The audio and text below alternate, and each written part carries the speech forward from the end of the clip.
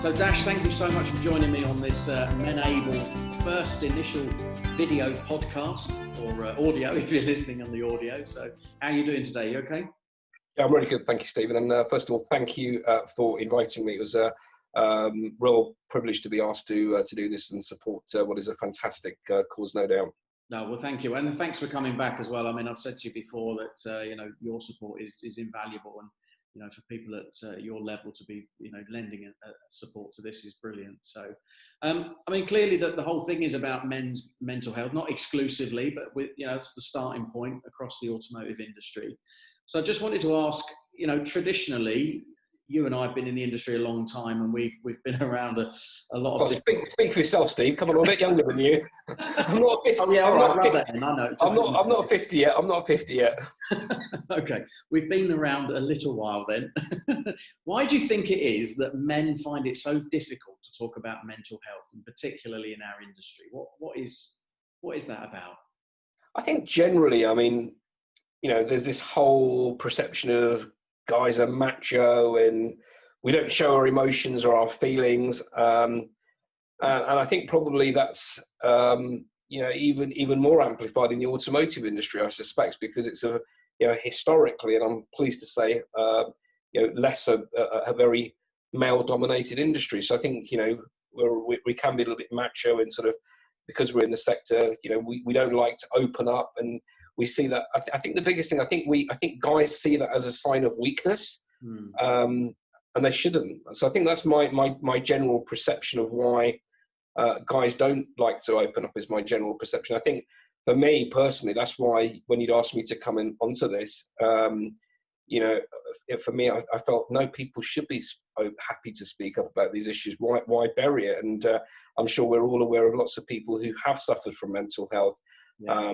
I'm sure there's probably periods of my career, and I know periods of when I've had personal stress, particularly on my personal life. It's been quite stressful, which does have an impact on your work life as well. And it has been, believe it or not, even at my time at Marshall, I've gone through that. Although it's not been work related, it's been personal related. So, but I do generally think there's this whole perception that it's not, that you shouldn't talk about it, and I think it's a shame, really. So that's why I said it was, when you asked me to get involved in this, is it something that I probably experienced myself a little bit? I think it was a good thing, really.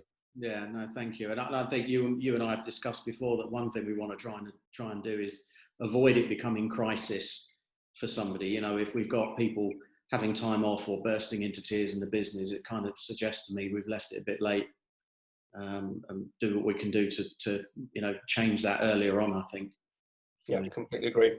What do you think's the effect then? I mean, if we've got, predominantly men and they're not talking about it, what's the effect on all of this on our industry and on our dealer businesses currently then? If lots of us are carrying around stuff we're not talking about, what's that doing to us?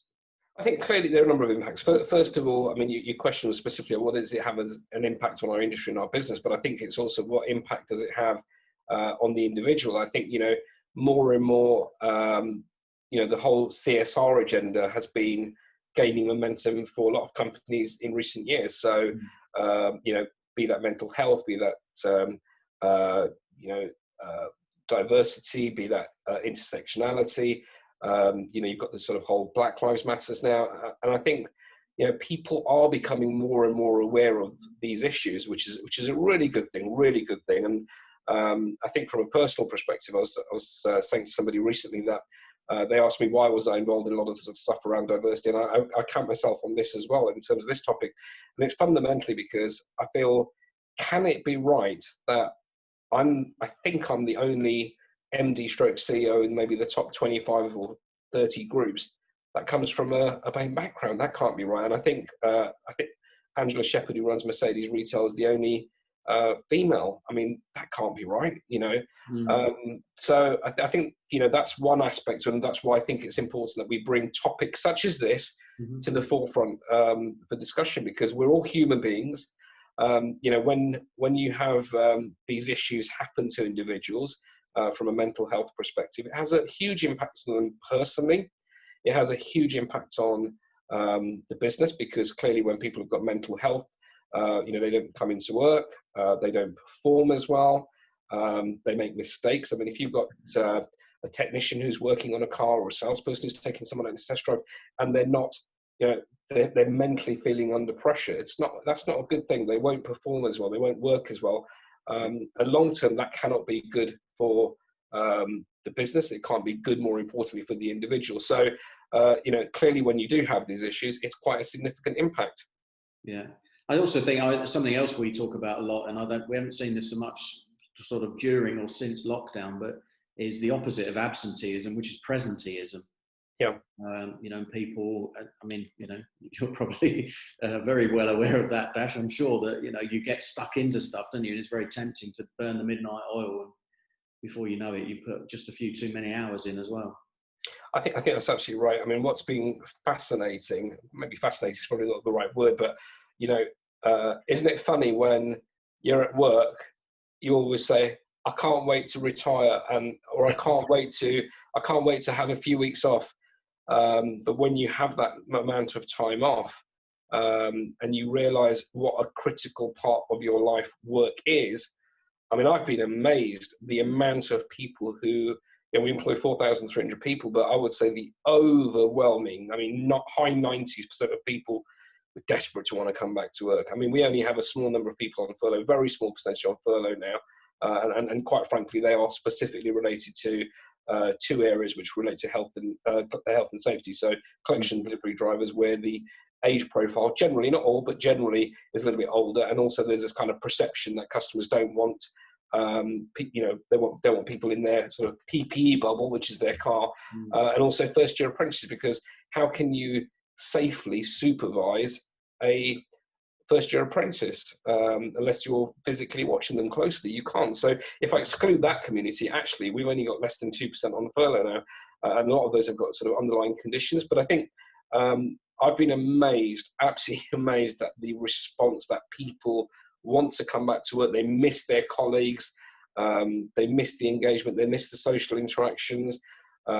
Probably some people haven't enjoyed homeschooling, I suspect. So I think people realize how much an important part of work life is towards them. I think unfortunately I didn't get the benefit of any time off during furlough, I have to say. If anything, I've probably worked harder than I have worked harder this year than I've ever worked in my life, and I wish it was just the midnight hour. I would say during that period it's probably 1, 2, 3 in the mornings on a far too regular basis. But yeah, no, you're right with your comments. Yeah. No, well, yeah, and I mean, I think the what you're saying there about people getting desperate to get back to work, I've heard that quite a bit, and as you say, there's a sort of a social element to that, and I think that just makes it even more important that we start raising the issues of mental health now, that if clearly that is the big part of the support framework that many people have, there's no shame in it. So I mean, I've got to tell you, I mean, we had, I won't clearly name the colleague or where he's from, but we had, and I had a situation, because we have a very transparent culture at Marshall, and I actually had one colleague ring me on a Saturday night. Actually, I missed the call, and then they texted me saying they were suicidal, and I probably spoke to them personally from about 8:30 at night to about 11, maybe 11:30 at night for 3 hours, and they were suicidal. And it was exactly around the issues that you described. Fortunately, they're back in the business, and they're doing a great job, and they're back. But which is fantastic. But it does show you, particularly for people. In this particular individual, his wife was working in a nursing home, and so she was off out to work because clearly she was like a key worker. And he was sat at home, and so very, very difficult, but it does show you the impact that it has. I'm sure I'm just so grateful that he reached out to me, so it does show you, this whole COVID process in particular, for a lot of people, particularly be that financial worries that they have, or health worries that they have, or for example, my wife has two parents who are in their 70s, so she's clearly one heading towards 80, will be there in fantastic shape for their age, but understandably she's worried for them. So mental health comes in different shapes and sizes, and there's a whole host of things that can impact you, but work in particular, if you haven't got a job, it has an impact on you, one, mentally, because you're not in the workplace and interacting with people. I think it's quite interesting, whilst this is on Zoom in terms of what we're doing, it's not the same as seeing somebody in the flesh, and having that social interaction, and these are quite intense. I mean, I'm literally on Zoom from 7 in the morning right the way through till 7 p.m. at night, and I mean non-stop, back to back. Yeah. I'm quite looking forward to it. Exhausting as well. It is exhausting, and it's very intense. It's very it's not like a normal meeting environment. So tomorrow I'm in the office at Milton Keynes. I'm quite looking forward to seeing human beings again, rather than just looking at screens. So, but yeah, I'm really glad that individual contacted me, and but it does show you that it does have an impact on people for sure. Yeah. Now, this has got to say something about you personally as well. And, I'm not just giving you compliments for the sake of it, but the fact that he felt that he could contact his CEO on a Saturday evening and be that sort of frank and open, I think that's pretty unique, Dash, actually. I mean, I was going to ask you, the next question was going to be about what's been your experience with mental health, maybe even on a personal level, but, there was a fantastic example there. And during your career, what else have you seen or come across? Yeah, I mean, I think,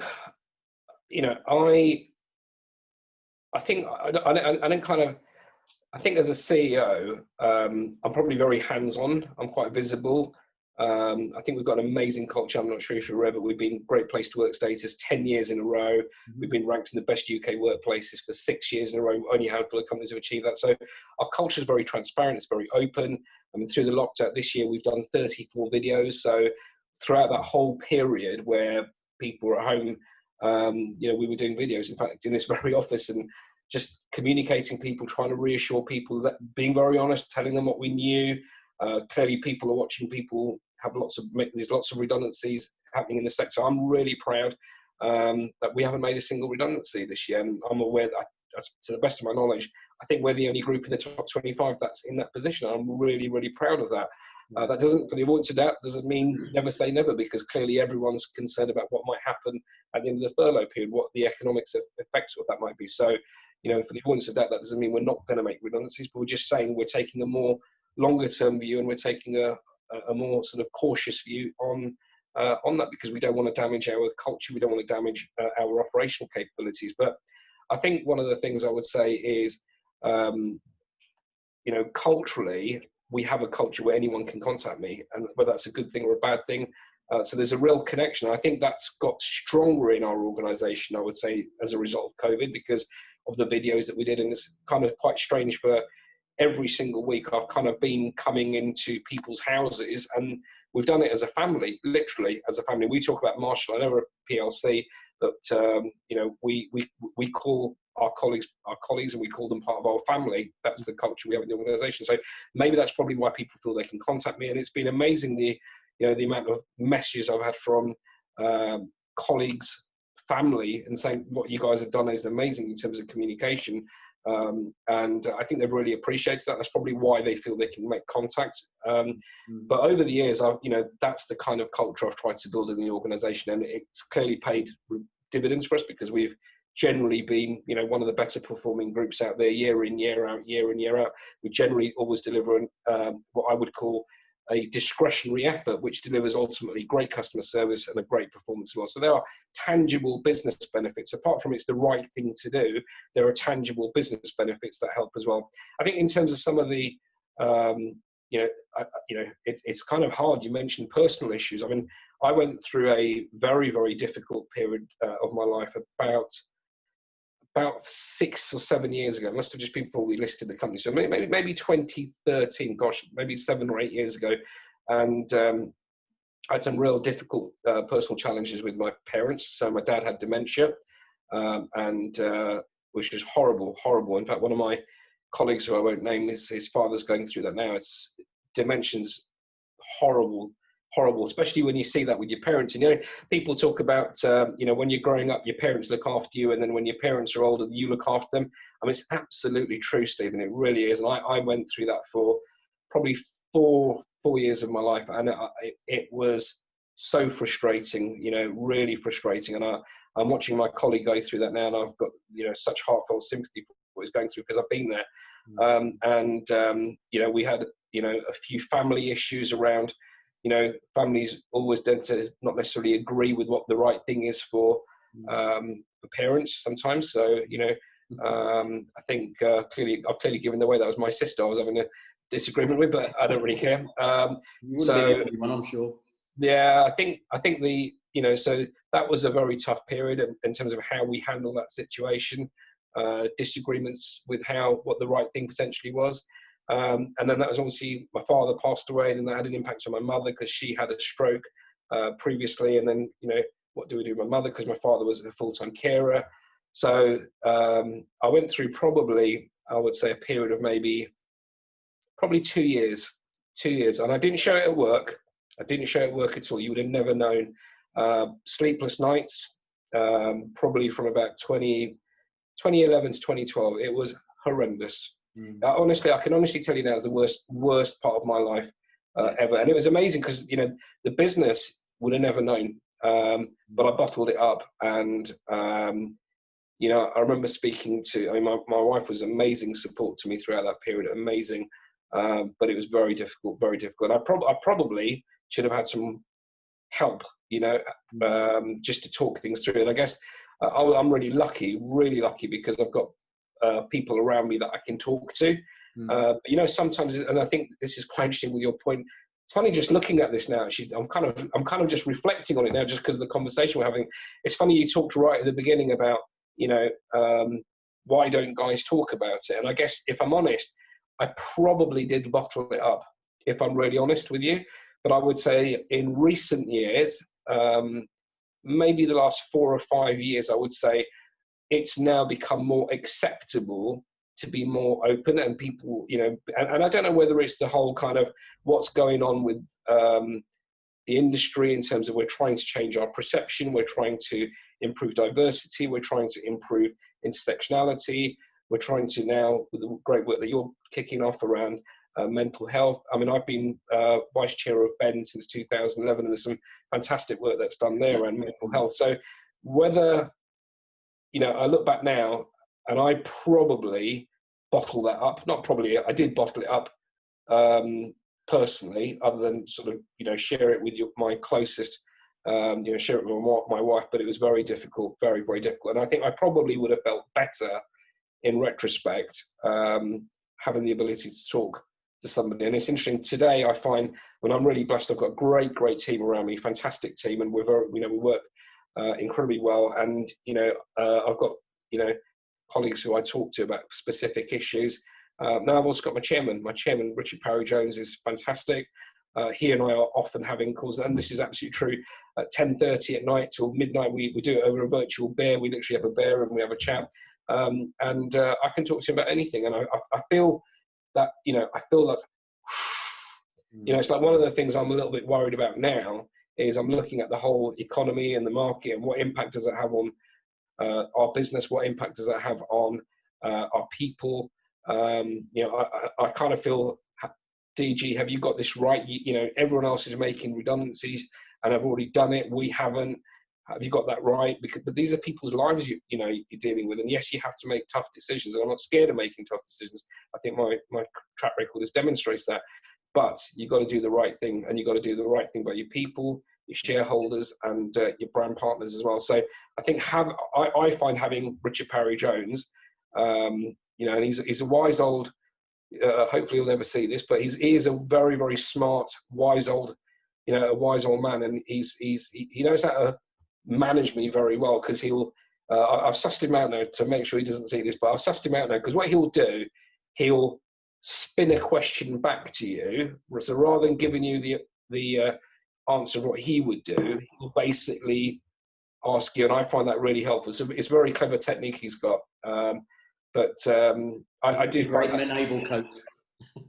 He'd be fantastic. So I find that helps me. But I think with an issue such as this, talking about it really makes a big difference. But it's then, yeah, who do you go and turn to? Who do you feel that you can trust to have certain conversations? And there's lots of help out there, you know.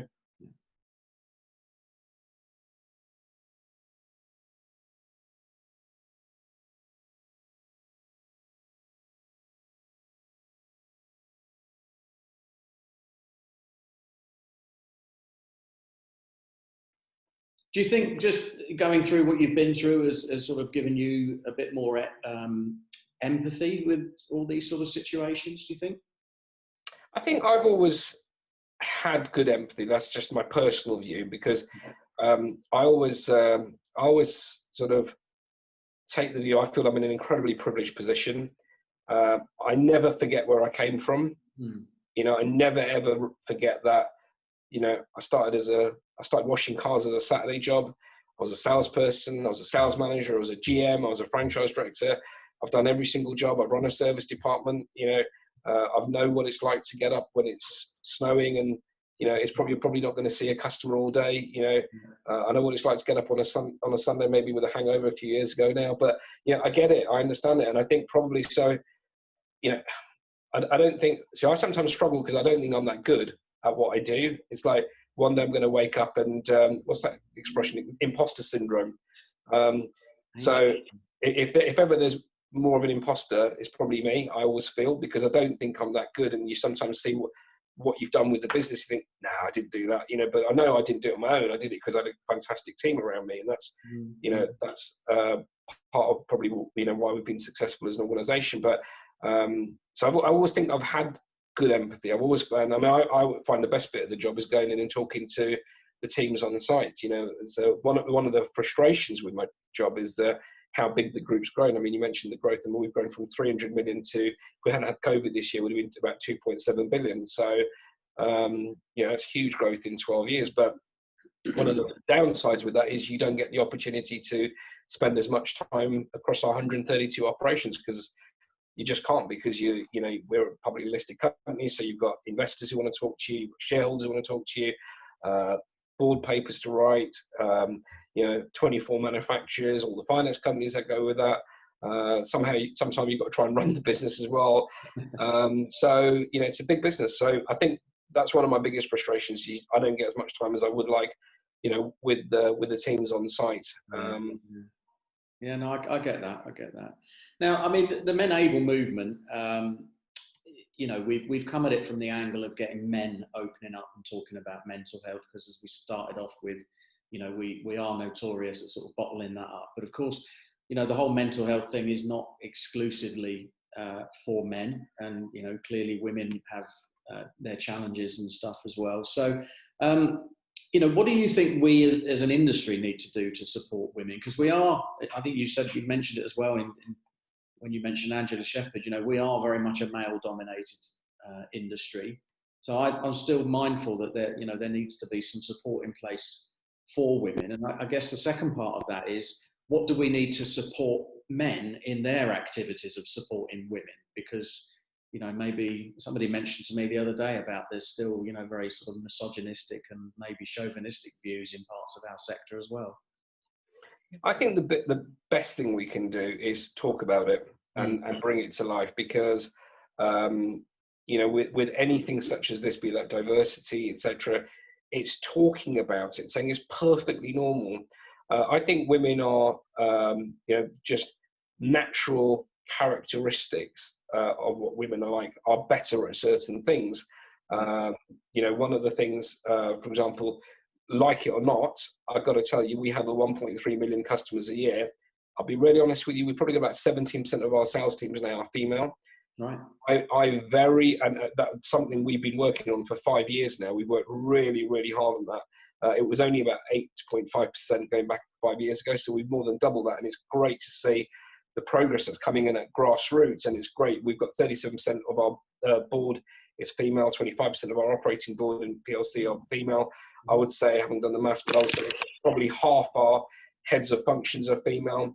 But if I look at our operations, we need more females to come through. But I think part of it, what's been successful in driving that, is just making it or creating an environment where actually it is okay to be female and have a career in the automotive industry. Why not? So, you know, celebrating that and not making it a big deal is a good thing. So if I look at as we're talking about female sales execs, I'll be honest, I never get a customer complaint. I'll probably get 5 today. I never, ever, ever, ever, in fact, I cannot remember the last time I had a customer complaint about one of our female salespeople. Honestly, I can't remember, genuinely.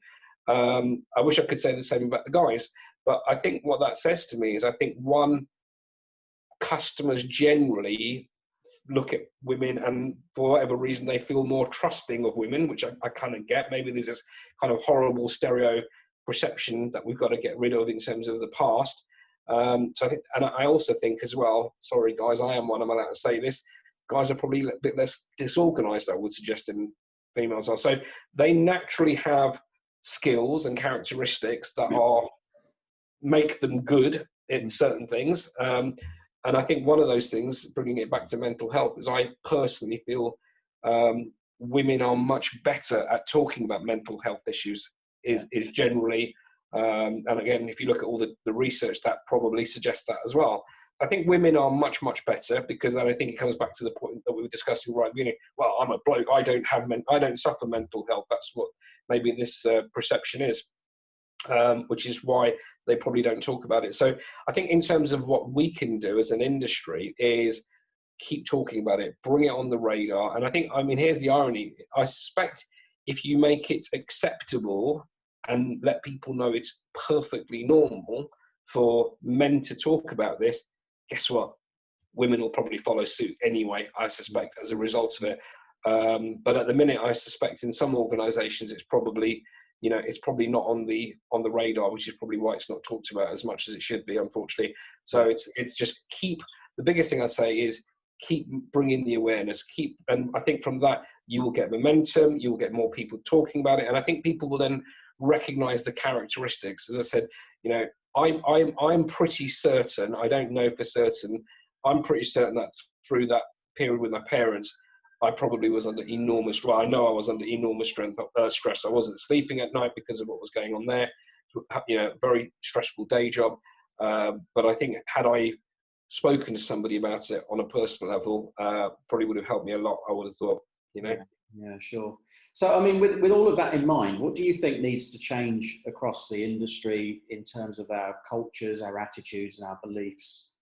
You know, to get everyone, not just men, but everyone sort of opening up and talking about these things like you've done, you know, very openly. What do we need to be doing? I think it's things like this, Stephen. I think it's just it's awareness. It's basically you know, making it okay to talk about this without actually fear of recrimination, fear of embarrassment, fear of what someone's going to say. And it doesn't matter who you are, what you do. You know, where you are, everyone at some stage will have some form of mental health, I believe, because it doesn't matter what's going through your life, be that your personal life, be that your professional life, be that, you know, your financial situation, particularly through a year like this with COVID. I mean, you know, I mean, I think the jobs total is due to come out tomorrow. I mean, it's going to be interesting to see what the unemployment figures are tomorrow. But, you know, some analysts are saying, you know, we could hit 4 million unemployed. I mean, that is, you know, that's really tough for, you know, I've got you know, family member that's going through redundancy consultation, and it's not even in this sector as an aside, but, you know, I can see that the pressure that would put, because, you know, we all come to work, you know, yes, to enjoy it and yes, to develop our careers, but job number one why we come to work is to get paid. We want to provide for our families. We want to put a roof over our families' heads. We want to provide food. We want to provide the best that we can for our kids and our family. So, you know, whilst we've got all of this going on in our sector right now, particularly where we're seeing all these job losses, you know, a lot of people will be feeling under huge pressure and stress. So I think, you know, what you're doing and the more we can do to bring this to be normal to talk about these things is a good thing, because everyone, I'm sure, at some stage of their life will potentially go through some form of, you know, stress, I'm sure. Yeah, no, indeed. Well, I mean, we're also coming at it from the angle of, as I said before, you know, let's not wait until these things become a crisis. Let's not wait until we've got issues on the table that you know, be right in front of us. You know, let's deal with these things that open up earlier on, because there is a positive side to mental health as well. And, you know, I'm sure you would identify with many people who would say that, you know, some of the things that they're holding in their mind, their mental health issues, are what drives them and what makes them determined. And, you know, what makes them do some of the positive things that they do. So, you know, we want to start talking about it from that angle as well, not just plugging it. You know, again, I'll give you a little personal insight. And a few people who are close to me know this, but I'll tell you what, I'll share it for you exclusively, Stephen. Not many people know this other than people who know me well. So one of the things that drives me is fear of failure and rejection. And the reason for that is because I was adopted. So, my parents died when I was very young, when I was 6 months old. And for a long time, I went round with a chip on my shoulder, monkey on my back. Why me? Why am I not good enough? And for me, the big thing that gets me up in the morning, less so now because I kind of understand it. I understand why I am, who I am and why I have a fear of failure. And actually, in a funny kind of way, that's what drives me as well, So that's what's always been the thing that's got me up in the morning is, I wanted to provide for my family. I wanted to do the best that I could for my family. And also, as I said, I genuinely, one of the reasons I think most people who know me would say that I work incredibly hard. Some people say I'm a workaholic. I'm not convinced I'm a workaholic. I think I could see why people think I'm a workaholic because of the hours that I do. But I would say it's more to do with the fact that I'm scared of maybe getting found out that I'm not that good, if that makes sense. So that's why I work at the hours that I do, because I want to learn. I want to make sure I understand things. I want to make sure that I don't get things wrong. So that's why I put the hours in that I do. And it's that what drives me to try and, be the best that I can be. Yeah. See, now for me, that's brilliant. That's absolutely amazing that you've told me that, because that, I would never have guessed that. But actually, as somebody who does what I do and a lot of coaching and, looking into that, I know full well that you're not the only, there are other people who are coming up through the ranks that are carrying that sort of stuff in their mind as well. And I think the more we start opening up and sort of almost embracing that and working with it. I went through school, and my adopted parents were Indian. So, and clearly I don't look Indian. So, my adopted parents weren't fully Indian, so I was mixed race. So, I went through the whole school thing, bullying, being called names, and that probably affected me for quite a bit, I would say. And I would say when I got to, and then probably I got to 21, 22, and I thought, right, okay, if this is where it is, I'm not going to let that get me down, because I would imagine some people go the other way. Yeah. And some people, some people would have flipped and, got up to all sorts of stuff, but I tried to, and I was lucky because actually I identified that quite early. So I like to invest in myself in terms of positive, so you've got my bookshelves there. So all my books are around, positive, how if you put good stuff up there, understand it, then, how, if you feed your mind good, positive stuff, then I think it makes a difference. So for me personally, it was always around, right, I'm not gonna let that get me down. I'm gonna try and make something of my life, and not feel sorry for myself. But I was lucky that I understood that. I understood why I was who I was, and the things that happened to me younger, and how I was going to embrace that and make a difference. And I think a lot of people are carrying this stuff around with them. I'm absolutely sure, and they probably don't even realise it. I would suggest, Yeah, no, indeed. I mean, I speak to a lot of CEOs, and you've opened up about sort of feeling a bit of imposter syndrome, and I can sense it when I speak to some of them. That you can almost see that behind the eyes they're thinking, I'm not quite sure how I actually got here, and one day someone's going to find me out. And we can. Well, I'm waiting for the board to find me out. 13 years. Richard isn't. He hasn't found me yet. Richard, come. You haven't found me out yet, boss. Is that why you have the door shut? Just in case, yeah. Keep your body outside. Yeah. Well, look. I mean, in terms of the industry as well. I mean, one of the other things that I think's happened during lockdown is that a huge amount of change has kind of happened, and I think we've shrunk a few years worth of some changes into a period of time as well. So, what stuff do you think's happening or change do you foresee across the industry that's going to make it even more critical that we open up about things like you've just discussed? Because if we don't, our view is that this is going to hold us back if we don't, and if all this change is rapidly coming. I think we're at the. A few years ago, I said we're at the start of a 20 to 25 year evolution in our industry, driven by the strategic changes that are happening at a macro level around legislation and sentiment towards climate change. So the industry is going to move towards electrification. It's not going to happen in the next 2-3 years. It's going to happen over the next, 15, 20, 25 years. So we have to adapt as an industry. We have to change as an industry. We have to become even more customer centric. And I think the industries recognize that, but it's moving, it needs to move faster.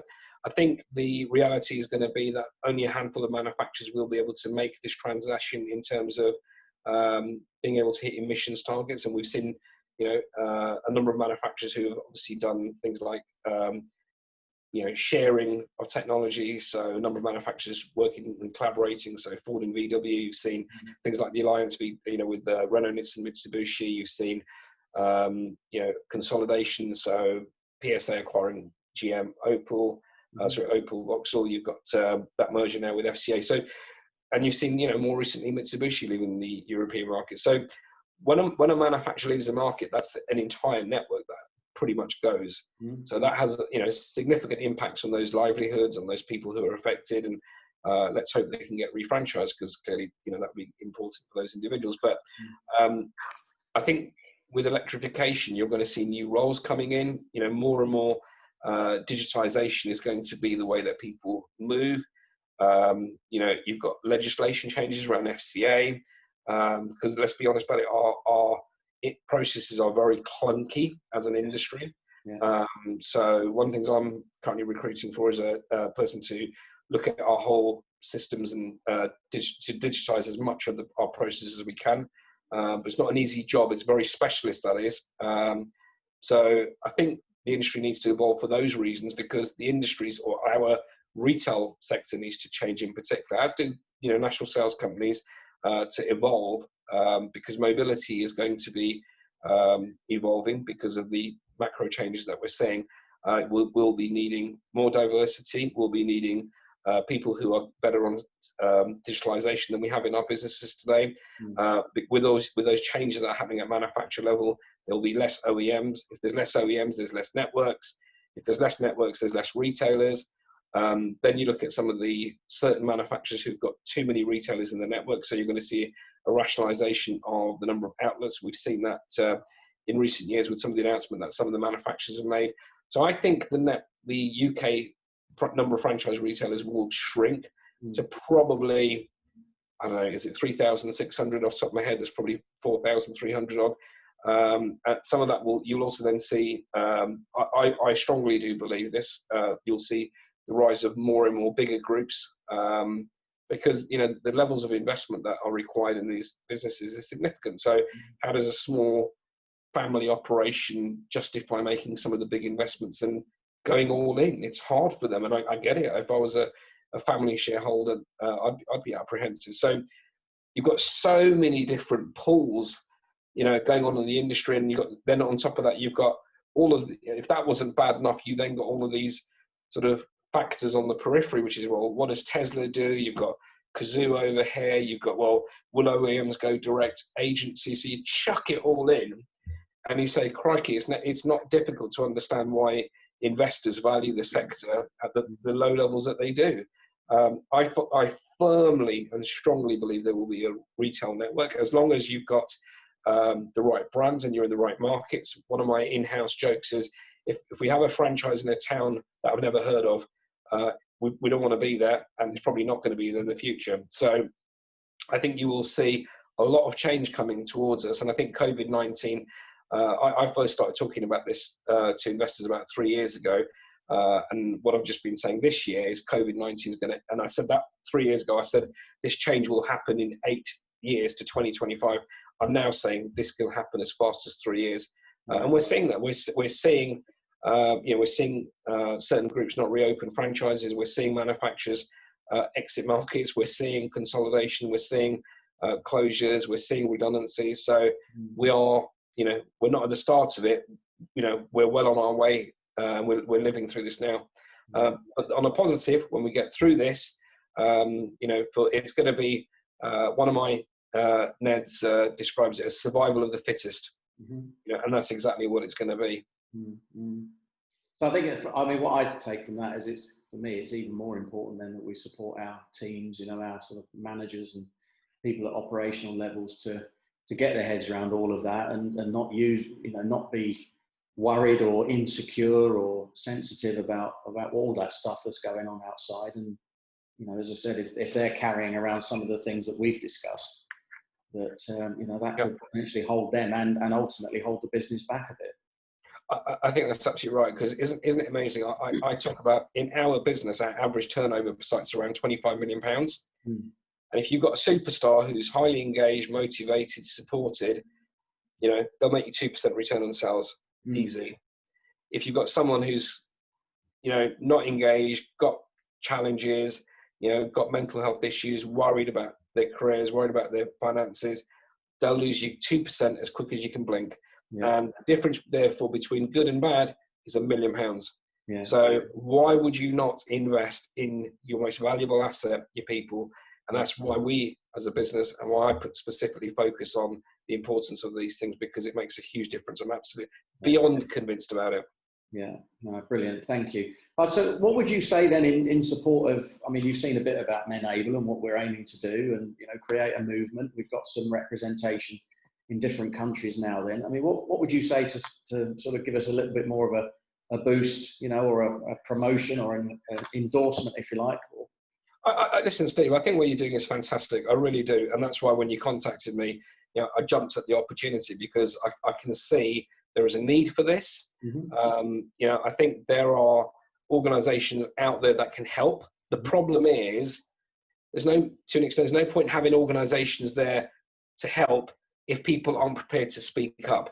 So I think for me, what's really clever with what you're doing is, you know, you're actually bringing it to the forefront to talk about. And I think that's highly commendable to you and the organization. So I just think keep doing what you're doing. But what you got to do is, this is going to, you know, if I look at, say, for example, the work that Julia Moore's done on, you know, automotive 30%, she's been doing it for 5-6 years. And I would say it's just getting momentum. So be positive, you know, keep driving it and don't give up, you know, because you will get momentum. I think the other thing you should do is, I would say, it's really important, and you know, it's really important other leaders, if they just watch this clip that I'm about to say, I would really urge them to get behind this, because we've got a responsibility as senior leaders in the industry. We employ 820,000 people across this sector. I'm not sure what the number is now, given some of the redundancies recently, but, you know, certainly pre-COVID, we employed 820,000 people in the retail sector, 570,000 people. And I think the top sort of 20 groups are responsible for about 40% of that number. So we employ huge numbers of people. We're a key cornerstone to the UK economy. We have a responsibility to try and help and support our people for the greater good and for the next generation. So I would really ask them to step up to the plate and look at themselves in the mirror and say, are they doing enough to promote some of these initiatives? So that's the message to them, and the message to you, Steve. Well done, and keep going to what is a fantastic cause. Brilliant, thank you. Well, we've got, you know, at the time of recording this, obviously we've got your support. We're being supported by Steve Nash as well, and I mean that's pretty much a natural thing, because that's just the way he is. And I've got to give a shout out as well to Gavin White at Autotech, who's also been very supportive of us, and all the other leaders. You're absolutely spot on. You know, other leaders in the industry. You know, we're coming for you in a nice way, and we want to get you the support and help. So, in fact, one of the CEOs that we have spoken to, just a very quick point, actually said that for him, being an employer of choice in the future is about being able to disrupt traditional cultures.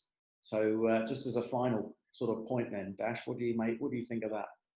I think that's absolutely right. You know, I agree with that. I think it's about looking at, I'm not totally sure what the meaning of when they use the word disrupt, but my view of that is, you know, we are absolutely committed 10 years in a row, you know, great place to work status. We're absolutely committed to doing that, because businesses won't survive if you don't have the right culture.